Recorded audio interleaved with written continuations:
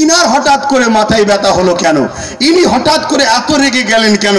যে বাংলায় যদি কেউ ওয়াকফ কেলে গুলোগুলি করে তার সব থেকে বড় দুশ্মন আমি হব, এই মাথা গরমের কথা কেন বললো? উনি কি ট্যাবলেট খেয়েছিল সেই সময়? যেমন আজকে কেউ বলছে আমি বারবার ওষুধ খাই তাই আমার হুঁশ নাই। আমি জানি না ওই দলে কি সবাই কম বেশি ওষুধ খাই কি আমার জানা নেই। তো এত বড় কথাটা কেন বলতে গেল? আমি চিন্তা করে দেখলাম, এই ভাই একটা বিচখানে কথা এলো জানেন তো নাকি? কেউ একজন বললো না যে আমি ওষুধ খেয়েছিলাম তাই আমার পুলিশ বন্ধুদের মা বললে পরিবার নিয়ে গালিগালাজ করছিল, শুনছেন না? আমার পুলিশ বন্ধুদেরও বলি সিট দ্বারা সোজা করেন, সিট দ্বারা সোজা করেন। যাদের সিট দ্বারা সোজা আছে তাদের মা বোনকে কেউ ধমকায় না চমকায় না, তাদের মা বললে কেউ খারাপ কথা বলে না। কেন জানে সিট দ্বারা সোজা আছে, পাছা লাল করে ফেলবে। আর যারা প্রশাসন সেজে সিট দ্বারা বিক্রি করেছেন সেই প্রশাসনদের জন্য আমাদের দুঃখ হয়। আজকে কত অপমান বলেন তো। আমাদের যারা রক্ষক, আমাদের যারা নিরাপত্তা দেয় সেই প্রশাসন আজকে নিরাপদ নেই। তার বোন, তার বেটি, তার মা নিরাপদে নাই, তাকে হুমকি দেওয়া হচ্ছে, তার মা বোনের স্নানের নোংরা কথা বলা হচ্ছে। এটা কি আমাদের জন্য খুশির খবর না দুঃখের খবর? অত্যন্ত দুঃখের খবর। কিন্তু আমি বলে যাচ্ছি কিছুই হবে না। দেখবেন দেখবেন ওকে আরো বড় পদে দেওয়া হবে, ওকে আরো বড় কোনো জায়গায় পৌঁছে দেওয়া হবে। কেন? ও আজকের বাজারে ঠিক কথা বলেছে, এটাই প্রমাণ দিতে চাইছি। তো যাক, আমি ও বিষয়ে যাচ্ছি না। আমি বলতে চাইছি কি, রাজ্য সরকার বিরোধী করার কারণ কি? কেন আইনটা করেছে কেন্দ্র সরকার, আন্দোলন হবে কেন্দ্র সরকারের বিরুদ্ধে। লোক আন্দোলনে গিয়ে বলবে মোদি হাটাও, বিজেপি হাটাও, ফ্যাসিস্ট কেন্দ্র সরকার মুর্দাবাদ। এটাই তো হবে নাকি প্রোগ্রামে? এখানে দিদিমণির হঠাৎ মারা গরম হলো কেন? আমি অনেক চিন্তা করে দেখলাম, ও আইনের মধ্যে লেখা আছে 12 বছর কেউ যদি ওয়াকফ দখল করে রাখে, মসজিদ, মাদ্রাসা, কবরস্থান, ঈদগাহ জায়গা, সেটা তার হয়ে যাবে। দিদি দেখছে এই আইনটা যদি চালু হয়ে যায়, অলরেডি আমি আমার চামলা চামচারা 75,000 বিঘে জায়গা দখল করে রেখেছি বাংলায়। কত বলেন? সব রেকর্ড হচ্ছে, রেকর্ড হচ্ছে।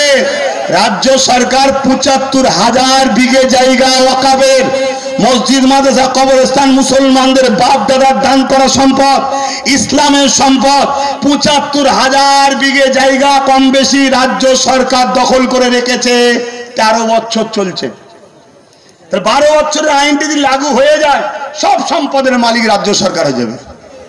তো এ তো দেখছে আমার বিনা বিরোধী করে, মুসলিম দরদি দেখিয়ে মুসলমান আমার সাপোর্ট করছে, আবার আমি মুসলমানদের ভোটেই সরকার হচ্ছি, অথচ মুসলমানদের 75,000 বিঘে জায়গা নিয়ে নেব, কেউ বুঝতে পারবে না। এই আইনের বিরুদ্ধে বলতে দিবা।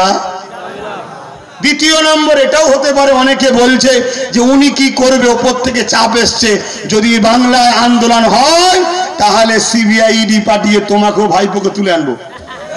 এই ভয়ের কথা অনেকে বলছে, কিন্তু আমার মনে হয় এই 75,000 বিঘে জায়গাটাই হচ্ছে মেন ইস্যু। তো চলে আসুন, এই একটা ভয়ঙ্কর আইন তৈরি করেছে।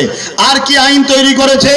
আইন তৈরি করেছে কেউ যদি ওয়াকফ সম্পত্তি দান করে তাকে প্র্যাকটিসিং মুসলিম হতে হবে, অর্থাৎ সে কোরআন সুন্নাহ অনুযায়ী ধর্ম মেনে চলে, এই মুসলমান হতে হবে, তবে সে দান করতে পারবে। এখন বলুন, সে মুসলমান না মুসলমান নয়, প্র্যাকটিসিং মুসলমান, প্র্যাকটিস করছে কি করেনি, এর সার্টিফাই করবে কে? জেলার প্রধান, অর্থাৎ ডিএম, কালেক্টর সাহেব, ডিএম। ডিএম আপনার নামা রোজা সম্বন্ধে সে কি বোঝে? আপনি দান করতে যাবেন, বলবেন না আপনি, আপনাকে সন্দেহ হচ্ছে আপনি মুসলমানই নয়, আপনি ফজরের নামাজ পড়েননি, আপনি রোজা রাখেননি, আপনার এই সমস্যা। তাহলে কি রকম ভাবে ভয়ঙ্কর ভয়ঙ্কর আইন করেছে বুঝতে পারছেন? আরো আইন করেছে ভয়ঙ্কর। সময়ের দিকে খেয়াল করে আমি সংক্ষেপ করছি। তাহলে আন্দোলন বাড়াতে হবে না হবে না? আগামী দিন আহলে সুন্নাত ওয়াল জামাত শহরে যাবে, আপনাদের এলাকার শহর, তারপরে পশ্চিম বাংলার রাজধানী, সব জায়গায় প্রচার হচ্ছে, এখান থেকেও প্রচার করছি। আগামী দিন ব্রিগেডে যাওয়া আমাদের একটা চ্যালেঞ্জ হয়েছে। কেন? আমার ভাইয়েরা ব্রিগেড করতে চেয়েছিল, জানি না কে কামড়েছে পিছন থেকে, ব্যারিকেড করতে পারেনি। এই ব্যারিকেড এখন আমাদের জন্য চ্যালেঞ্জ। বিজেপি যদি ব্যারিকেড করতে পারে, বাম যদি করতে পারে, কংগ্রেস যদি করতে পারে, টিএমসি যদি করতে পারে, আমার হিন্দু ভাইরা তারা যদি লক্ষ কণ্ঠের গীতা পাঠের জন্য ব্যারিকেড পেতে পারে, আমরা ভারতের অধিকার রাখি, ভারতের স্বাধীনতায় আমাদের অবদান আছে, দেশকে ট্যাক্স দিয়ে বসবাস করছি, আমরা ব্যারিকেড পাবো না কেন? আজকে বলুন, চ্যালেঞ্জ দিয়ে আমরা লড়াই করে ব্যারিকেড করে দেখাবো, রাজি আছেন আপনারা? এই ব্যারিকেডের স্বপ্ন নিচ্ছি আমি, আপনারা আমার সাথ দেবেন তো নাকি? গাড়ি ভাড়া দিতে পারবো না, খাওয়া দিতে পারবো না, কারণ আপনাদের ঘরে খাইয়ে আর ভাড়া দিয়ে ভর্তি করে সব, আর এই অভ্যাসটা ভেতরে ঢুকে গেছে। এখন বলুন, বিনা গাড়ি ভাড়া বিনা খাবার নিয়ে নিজের পয়সায় নিজের গাটের খরচ করে কারা কারা আমার ডাকে ব্যারিকেড যেতে রাজি আছেন? হাত তোলে। এ হাত ঠিক তো নাকি? হ্যাঁ, যেভাবে বাংলায় ঘুরছি, যদি সবাই হাত সত্য হয়, আমি চ্যালেঞ্জ দিচ্ছি, স্বাধীনতার পর থেকে তার আগেও ওই ব্যারিকেড কখনো কেউ করেনি, আর আগামী তো ইনশাল্লাহ করতে পারবেন। আমরা করে দেখাবো, আর আমরা প্রমাণ করব যে ব্যারিকেড কারো ব্যক্তিগত সম্পদ নয়, দেশের সম্পদ, দায়িত্বে কারো আছে, অবশ্যই তিনাদেরকে আমরা সম্মান করি, কিন্তু আমরা পাবো না কেন? এই জানার অধিকার, এই লড়াইয়ের অধিকার আমাদের আছে না নাই? দ্বিতীয় নম্বর ব্যাপার হলো এই ওয়াকফকে বাতিল করার জন্য দ্বিতীয় আর একটা অপশন হলো কি, আইন যখন হয়ে গেছে, আইন যখন হয়ে যায়, আইনের অস্ত্র দিয়ে আইনকে কাটতে হবে। আপনি আইনের বিরুদ্ধে ডাইরেক্ট যদি যান, আপনি তো তাহলে দেশদ্রোহী মামলায় জড়িয়ে যাবেন। তাহলে আপনাকে আইন যখন হয়ে যায়, আইনের অস্ত্র দিয়ে আপনাকে কাটতে হবে, ঠিক না বেটি? গায়ের জোর দিয়ে কাটলে হয় না, প্রসেসিং এ কাটতে হবে। ওই প্রসেসিংটা কি? Supreme court. Supreme court. আজকে বলুন, একজন সাধারণ মানুষ সুপ্রিম কোর্টে যাওয়া, আর আমাদের সবার প্রতিনিধিত্ব যিনি করছেন মাননীয় সিএম, তিনি যাওয়া দুটো এক না আলাদা? তিনি যাওয়া মানে 10.5 কোটি লোকের যাওয়া, তিনি কি গেছে? জোরে বলুন, গেছে? অথচ তিনি বারবার কলকাতার রেডিও উঠে কি বলতো? বিজেপিকে হাত থেকে বাঁচাবার জন্য আমায় ভোট দাও, আমি পুরো দেশে মুসলমানকে বাঁচাবো। মানে ঢপ মারার একটা লাইন আছে, পুরো দেশে বলছে, রাজ্যই বললে আলাদা কথা হতো। আজকে ঠিক আছে, আপনি যদি আমাদেরকে বাঁচাতেই চান বিজেপির হাত থেকে, বিজেপি যখন কালা কানুন তৈরি করেছে, যেখানে তেলেঙ্গানা কি বলে তামিলনাড়ু যাচ্ছে, বিভিন্ন আরো রাজ্য কেস করছে, 8টা রাজ্য কেস করেছে, আপনি কেন গেলেন না? আপনাকে অবিলম্বে কেস করতে যেতে হবে। আর যদি কেস করতে যান, তাহলে 26-এ দিল্লি চলে যান, বলবো না, যার যাকে ভালো লাগে তার সাথে থাকবে, এটাই বলবো। আর যদি আপনি না যান, তাহলে 26-এ মসজিদ মাদ্রাসা কোরআনের বিরোধিতা করে দিল্লি চলে যাও বলা দরকার। ইমানের দায়িত্ব আছে না নাই? হাত তুলে বলতে হবে, আল্লাহকে সাক্ষী রেখে বলার দায়িত্ব আছে না নাই? দ্বিতীয় 3 নম্বর কথা, কিন্তু নওশাদ গেছে সুপ্রিম কোর্টে, যাকে এই মুসলমানরা বিজেপির দালাল বলেছিল, তাই তো নাকি? নওশাদকে যারা, আমাকে যারা বিজেপির দালাল বলবে, মনে রাখবেন এরা সব থেকে বড় বিজেপি। এরা কি করে জানলো ওদের সঙ্গে আমাদের সেটিং আছে? ওর সাথে সেটিং আছে বলেই তুই জানে, তার মানে নিজে বিজেপি। এটা ও স্বীকার করুক যে হ্যাঁ আমি বিজেপি, তারপরে আমি এসে বলবো দালাল কি দালাল নয়, আগে ওকে স্বীকার করতে হবে। কথা মাথায় ঢুকছে না? ঢোকে নেই? কত বড় আমাদেরকে ধোকা দিয়েছে দেখুন। আজকে বুকে হাত দিয়ে বলুন তো ভাই, শুনছেন আমার কথা? বুকে হাত দিয়ে বলুন তো, এই মুহূর্তে ধরুন পশ্চিমবাংলায় যিনি সরকারে আছে উনি বসে আছে, মাননীয়া বসে আছে, কিন্তু আমি ওই যে বলেছিলাম না 21-এ 3টে পায়া উনাকে দাও, একটা আমাকে দাও, বলেছিলাম না? ধরুন এই যে চেয়ারে 4টে পায়া দেখুন, ধরুন মাননীয়াই বসে আছে, কিন্তু 3টে পায়া উনার, একটা পায়া যদি আমাদের থাকতো, উনি ওই চেয়ারে বসে আমাদেরকে হুমকি দিতে পারতো, আমাদেরকে দিল্লি চলে যাও বলতে পারতো। আজকে বলুন তো, নওশাদের সাথে যদি আরো গোটা 40 থাকতো আজকের দিনে, আপনাদের উপকার হতো না ক্ষতি হতো? তাহলে আপনারা নিজেদের ভুল করেছেন না করেননি? তাহলে 26-এই ভুল করবেন? নিজের পাওয়ার তৈরি করুন। মনে রাখবেন, লোহা না হলে লোহাকে কাটা যায় না, এটা আপনাদেরকে বুঝাবার জন্য বললাম। তাহলে 3 নম্বর অপশন। দ্বিতীয় হলো সুপ্রিম কোর্ট কেস, কিন্তু সুপ্রিম কোর্টের উপরে আমাদের ভরসা আছে না নাই? আস্থা আছে না নাই? দেশের নাগরিক হিসেবে থাকতেই হবে, নাই কিসের নাগরিক সে। কিন্তু সুপ্রিম কোর্টের যিনারা বিচারক, তেনারা তো মানুষ নাকি? মানুষ তো নাকি? কারো পরিবার বাচ্চাদের তুলে নিয়ে যদি বলে আইনটা এইদিকে না গেলে ঝেড়ে দেবো, সে ভয়ে উল্টো আইন করতে পারে না? বা কালকে হয়তো রিটার্ন হবে, আজকে ঢোক করে বলে দিয়ে রাত 12টার সময় সই করতে পালাতে পারে না? যেমন বিগত দিন বাবরি মসজিদের সাথে হয়েছিল। আর বাবরি মসজিদের সঙ্গে হওয়ার পিছনে কারণ আছে, আমরা আন্দোলন বন্ধ করে দিয়েছিলাম, তাই হয়েছিল। তা ঘুমিয়ে পড়লে হবে না, আপনাদেরকে ঘুমাতে চাইবে।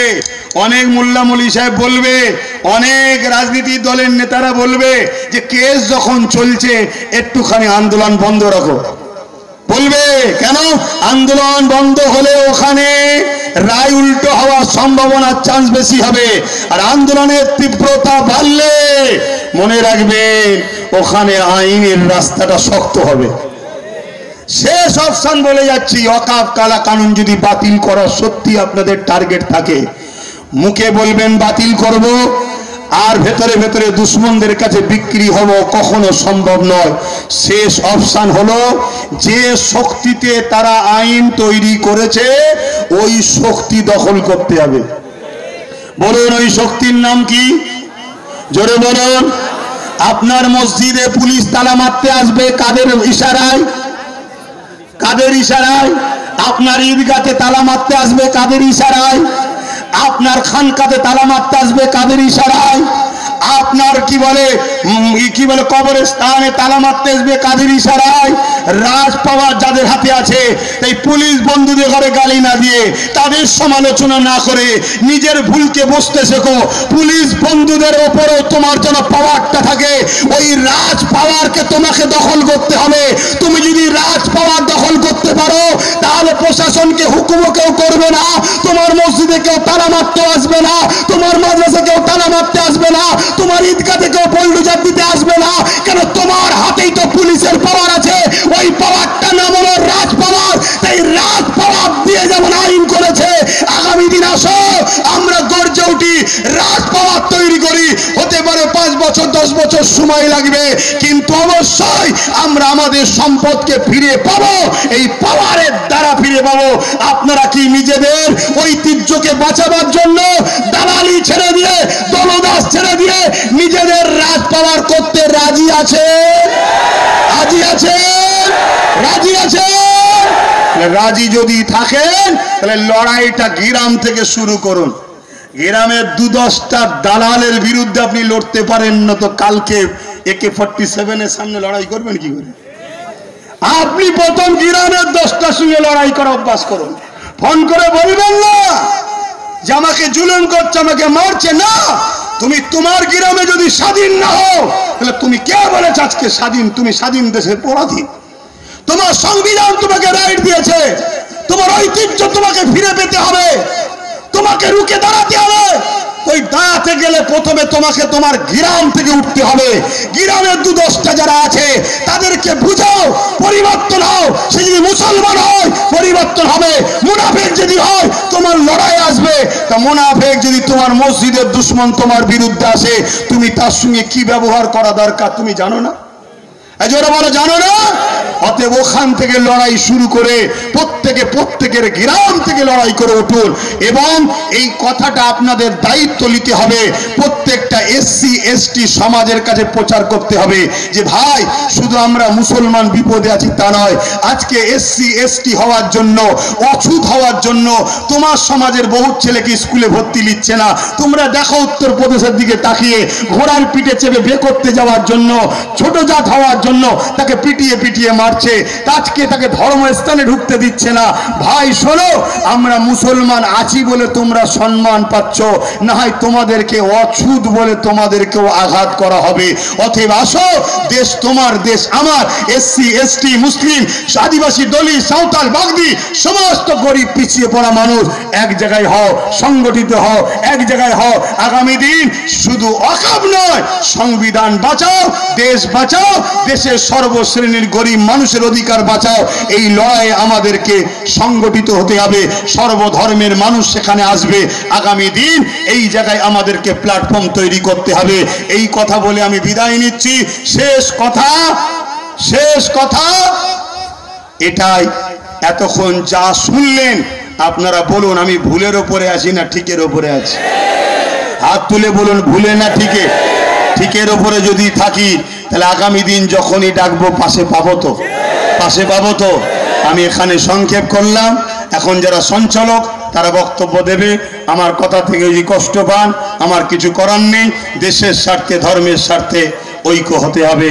আসুন সকলে স্লোগান দেন, দাঁড়িয়ে যান, সকলে স্লোগান দেন, ভারতবর্ষ